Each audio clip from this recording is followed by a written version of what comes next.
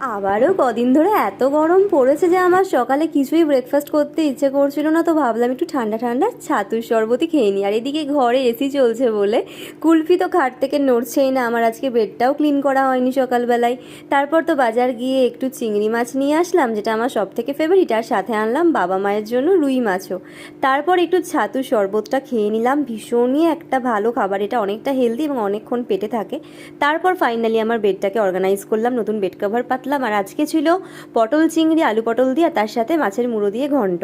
তার সাথে আজকে তো অনেক বিস্কিট এনেছিলাম বাজার থেকে, রয়্যাল ক্রিম আর গুড ডে, সেগুলোও খুলে রাখলাম। আর তারপর স্নান টান করে ফ্রেশ হয়ে কিন্তু আমি একটু আম পানা খাচ্ছিলাম। তারপর তো আমি একটু নিউজ পেপারও পড়লাম। আর আম পানাটা খেতে কিন্তু জাস্ট অসাধারণ হয়, আমি বাড়িতেই বানাই।